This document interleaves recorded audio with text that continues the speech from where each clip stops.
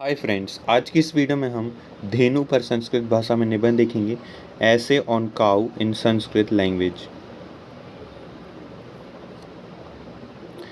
एश एशा मम धेनु, ये ज़रूरी नहीं है आपका मन हो तो ये इजी से सेंटेंस लिख सकते हैं। 6th 7th में हो तो, यदि आप 9th 10th में हो तो ऐसा मत लिखिए। 8th में भी हो तब भी मत लिखें। ये 11th पॉइंट भी आप इसको भी लिख सकते हैं, लास्ट में हम देखेंगे। अभी तो यहाँ जाइए। एषा मम धेनु यानी यह मेरी धेनु। इसमें आप चाहें तो लास्ट में अस्ति भी लगा सकते हैं, यानी कि यह मेरी धेनु है। अस्याः चत्वारः पादा द्वे श्रृंगे एकम लंगुलम च अस्ति, इसके 4 पैर, 2 सींग और 1 पूँछ है। समझ रहे हैं ना।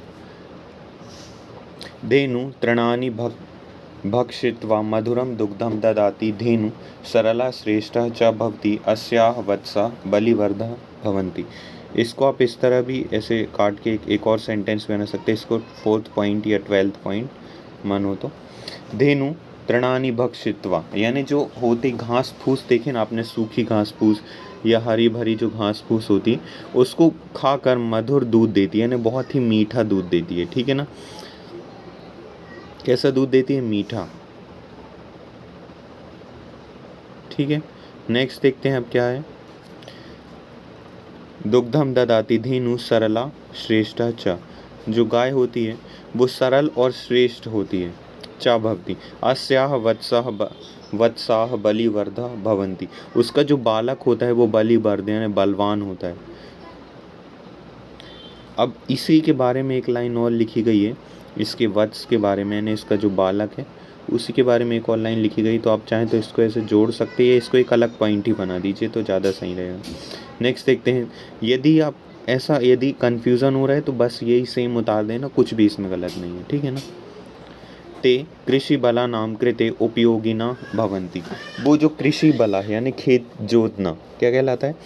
जो अलग अलग फील्ड होती हैं खेत, उसको जोतने के ये काम आती हैं।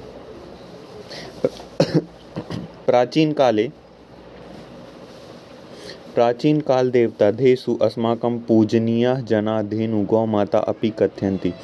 प्राचीन काल में जो गाय है वो हमारे लिए पूजनीय थी और इन्हें गौ माता भी कहा जाता था।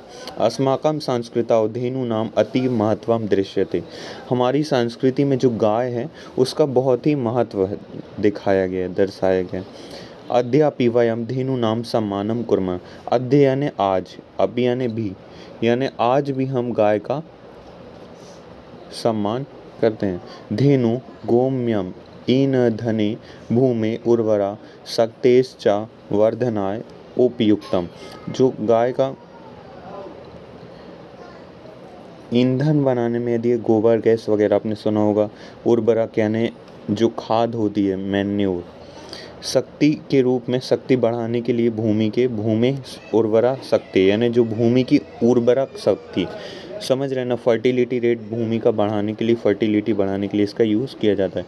अस्याः दुग्धम पीत्वा जना परिपुष्टा भवति, इसका दूध पीकर लोग परिपुष्ट हो जाते हैं। बाल्यकाले तो मनुष्य अस्याः दुग्धम प्रति एव आश्रित भवति, अस्य दुग्धम अतीव उपयोगी। बाल्यकाल में यानी बचपन में तो जो मनुष्य होता है वो उसी के दूध पर निर्भर होता है और बहुत ही उपयोगी दूध माना जाता है। धेनु दुग्धेन दधि तक्रम नवीनम धृतम च निर्मितिये, भारतीय संस्कृति विश्व मातरा इति। जो गाय का दूध होता है, धेनु यानी गाय का जो दूध होता है, उसे दही तक्र, यदि आपने देखा होगा, दही घी वगैरह ये सब बनाने के लिए, धृतम घी वगैरह बनाने के लिए इसका प्रयोग होता है। यहाँ से 12th पॉइंट भी बना सकते हैं चाहें तो। भारतीय संस्कृति में गाय का बहुत ही महत्व, इसलिए कहते हैं गावो विश्वस्य मातरः, यानी गाय विश्व की माता है। सो आई होप आपको ये समझ आएगा। So at last, thanks for watching the video.